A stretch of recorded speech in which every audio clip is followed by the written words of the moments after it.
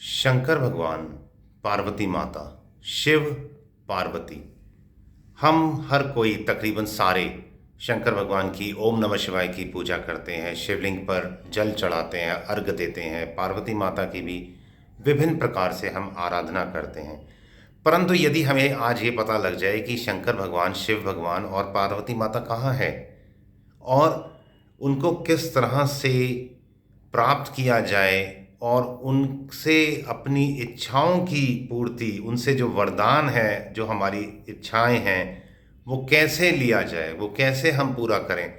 आज अगर आप ये जानना चाहते हैं तो आज इस वीडियो को पूरा देखें। शायद आपके ज्ञान चक्षु खुल जाएं और आपको पता लग जाए कि शिव भगवान कहाँ पर हैं और पार्वती माता जो उनकी आलादनी शक्ति, जिसे हम जगदम्बा कहते हैं, दुर्गा कहते हैं, अलग अलग नाम हैं, उनको किस तरह से प्रसन्न किया जाए और उनकी शक्तियों का प्रयोग करके हम अपने जीवन में भोग से मोक्ष तक किस तरह से अग्रसर हों, किस तरह से प्राप्ति करें भोग की, और पूरे भोग को, हर प्रकार के भोग को भोगते हुए मोक्ष तक किस तरह से हम उसको उन्नत करें अपने जीवन को उस तरह से।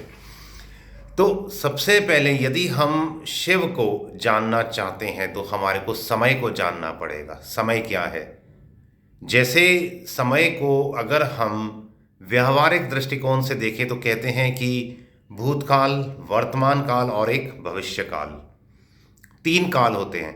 परंतु अगर हम सूक्ष्मता से देखें, अगर हम इस पल को देखें तो ये वर्तमान काल है। इससे पहले जो भी था वो सब भूतकाल, वो सब सपना, वो कभी भी लौट के नहीं आएगा। और अगले पल, just on very next second क्या होने वाला है किसी को नहीं पता, वो है कल्पना है।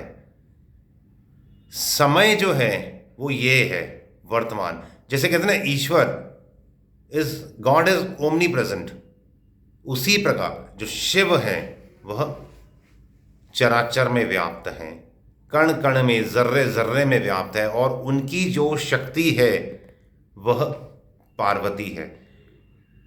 इस शिव में हमारे को इस वर्तमान में ठहरना है और शक्ति अर्जित करनी है। और उस शक्ति को जब अर्जित कर लेते हैं, प्राप्त कर लेते हैं, तो उसको हमारे को अपने जीवन में उससे लाभ भी लेने आना चाहिए। तब फिर हम भोग भोगते हुए, हर प्रकार के भोग भोगते हुए मोक्ष तक की यात्रा इसी जन्म में कर सकते हैं। अपने पितरों को भी संतुष्ट कर सकते हैं, अपने पूर्व जन्मों के संचित कर्मों को भी स्वाहा कर सकते हैं, आत्म साक्षात्कार कर सकते हैं, ब्रह्म साक्षात्कार कर सकते हैं, जो भी चाहे वो हम सब कुछ कर सकते हैं। इसको एक ग्रंथ है, विज्ञान भैरव ग्रंथ, उसमें बहुत ही डिटेल में बताया गया है। ये ग्रंथ किसने लिखा है कोई जानता नहीं है। अलग अलग लोगों ने अपने भाष्य दिए हैं, अपनी व्याख्याएं जरूर दी है लोगों ने, परंतु बेसिकली ये ग्रंथ कब लिखा गया, किसने लिखा, नोबडी नोज। परंतु इस ग्रंथ में शंकर भगवान, शिव भगवान और पार्वती का ही संवाद है। इसमें 112 टेक्निक भगवान ने बताई है उसको खुद को पाने के लिए।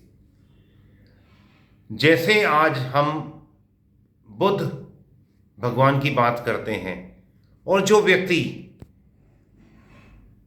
आत्म साक्षात्कार कर लेता है, ब्रह्म साक्षात्कार कर लेता है, उसे बौद्धत्व को प्राप्त किया हुआ व्यक्ति कहते हैं, अथवा बुद्ध भी कहते हैं बहुत सी जगहों पे। उसी प्रकार किसी ज़माने में कभी कोई बहुत ही उच्च कोटि के साधक जो बाद में योगी बने, जिन्हें शिव कहा गया, और उन्हीं के नाम पर अलग अलग ग्रंथ, अलग अलग ऋषियों ने, संतों ने, महापुरुषों ने लिखे। और जब फिर किसी ने आत्म साक्षात्कार किया अथवा ब्रह्म साक्षात्कार किया तो वह उसको कहा गया इसने शिवत्व की प्राप्ति की। शिवत्व ही आत्म साक्षात्कार, आत्मशिव। ब्रह्म साक्षात्कार, शिव का साक्षात्कार। जो 112 टेक्निक्स हैं उसमें एक बहुत ही सुंदर टेक्निक है, मैं बताता हूं आपको। श्वास अंदर जाता है, सांस बाहर आता है।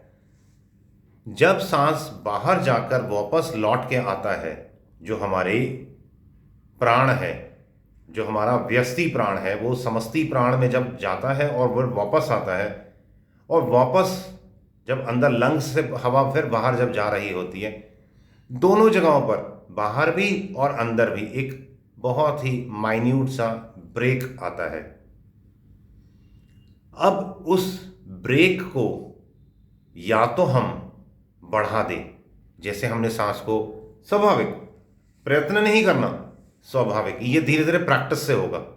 अगर अभी हम करने बैठ जाएं और हम सोचें कि अभी होना शुरू हो जाएगा, तो नहीं, इसमें कुछ समय लगेगा जो मैं बता रहा हूं आपको। परंतु हाँ, यदि आपने प्रयत्न किया, थोड़ा सा अभ्यास किया, तो कुछ ही दिनों में, ज़्यादा नहीं, हफ्ते 10 दिन में ही आप बहुत अच्छे तरीके से इस चीज़ को प्राप्त करना शुरू कर देंगे। इसमें आपकी एक्सपर्टाइज होनी शुरू हो जाएगी, जो मैं बताने जा रहा हूँ। अभी आप ध्यान से सुनिए।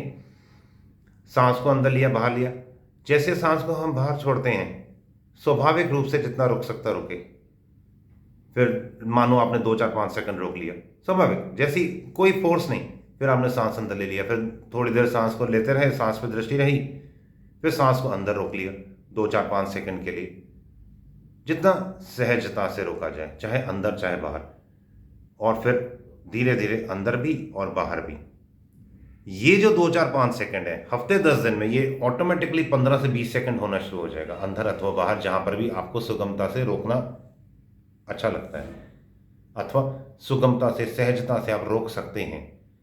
जब आप श्वास को बाहर अथवा अंदर 15-20 सेकंड, 25 सेकंड आपने जब रोकना शुरू कर दोगे, सहजता से, बिना किसी मजदूरी के, बिना किसी थकान के, आप, अच्छा, इसकी पहचान क्या कि हम थकान में हैं कि नहीं, हम मतलब ज़बरदस्ती कर रहे हैं कि नहीं कर रहे हैं, इसकी सबसे बड़ी पहचान यही है, जो इसकी अनुभूति है। हमारे मन में बहुत ही अद्भुत आत्म शांति, शांति, आनंद का प्रवाह होना शुरू हो जाएगा। बहुत ही स्ट्रांग अनुभूति होगी शांति की, आत्मविशांति की, बहुत बहुत लाभ होना शुरू हो जाएगा। ये तो 15-20-25 सेकंड की बात कर रहा हूँ। यदि 4-6 महीने कर लिया और जब 1.5-2 मिनट रुकना शुरू हो गया, सांस अंदर सांस बाहर, फिर तो कॉस्मिक पावर इतनी ज़बरदस्त आनी शुरू हो जाएगी कि आपने जो सोचा वो होना शुरू हो जाएगा। आप इधर सोचोगे, उधर प्रकृति करेगी। प्रकृति मतलब वो अकाट्य है, हमने जो सोचा वो अकाट्य हो जाएगा। ईश्वर को, प्रकृति को, जगदम्बा को, जो भी आप नाम लेना चाहे ले सकते हैं, जिसमें भी आपकी श्रद्धा, वो काम करेंगे ही करेंगे आपका, क्योंकि तब तक आप भी ये शरीर नहीं रहोगे। शरीर में रहते हुए अशरीरी का जब हम अनुभव करते हैं, तो फिर हम, ये शरीर में हमारी वृत्ति नहीं होती, तब हम समझ जाते हैं ये शरीर मैं नहीं हूं। जैसे सपोज अभी आप कार चला रहे हैं, कार कौन चला रहा है? देखा जाए व्यवहारिक दृष्टिकोण से तो हाथों ने स्टीयरिंग पकड़ा है, पैर गियर्स, सॉरी, जो हमारे पैर के पंजे हैं वो एक्सीलरेटर और ब्रेक्स पे उनके वो कंट्रोल कर रहे हैं, हमारे पैरों के पंजे। परंतु शरीर जो है, ये हाथ और पैर, इसको कंट्रोल कौन कर रहा है? ब्रेन। ब्रेन को कौन कंट्रोल कर रहा है? वही आत्मशक्ति। हमारे को उसी आत्मशक्ति पे एकाग्र होना है, और बहुत आसान तरीका है। आप इस तरीके से करिए, एक बहुत ही, वैसे तो अगर आप विज्ञान भैरव ग्रंथ पढ़ें और उसमें आप 112 टेक्निक सीखें, समझें, और जो आपको सुगम लगती है, जो आपके लिए बनी हुई है, क्योंकि हर किसी के लिए अलग अलग है। जो ये मैंने बताई है आपको, ये तो हो सकता है कि मुझे पसंद आई है, हो सकता है आपको भी पसंद आ जाए, और हो सकता है आपको ना पसंद आए। परंतु मैं ये चाहूँगा कि आप विज्ञान भैरव ग्रंथ को पढ़ें। आप ये समझ तो चुके ही हैं कि शिव कौन, पार्वती कौन, उसकी शक्ति को कैसे अर्जित करना है, और किस प्रकार से हमारे को उस शक्ति का अपने जीवन में उपयोग करना है। पहले कैसे अर्जित करना है, और फिर उसके बाद कैसे उसका उपयोग करना, हर प्रकार के भोग को भोगते हुए मोक्ष तक की यात्रा किस प्रकार से करनी है। फिर भी मैं ये चाहूँगा, ये जो तरीका मैंने आपको बताया, ये बहुत आसान तरीका था, जो मुझे पसंद आया। परंतु ज़रूरी नहीं है कि जो मेरी पसंद है वह आपकी पसंद भी हो। आप विज्ञान भैरव ग्रंथ ज़रूर पढ़ें, और उसमें जो 112 टेक्निक्स हैं, उन टेक्निक्स को आप फॉलो करें। आपको 2 4 5 बार करने में ही अंदर से जो अंतःकरण से प्रेरणा हो जाएगी कि आपके लिए कौन सी टेक्निक सबसे सुगमता से, सहजता से आपको जो लाभ देगी। वो हमारे को समझ आ ही जाता है ना कि हमारे लिए कौन सी चीज़ अच्छी है, कौन सी चीज़ अच्छी नहीं है, कौन सी चीज़ हमारे को सूट कर रही है और कौन सा नहीं कर रहा।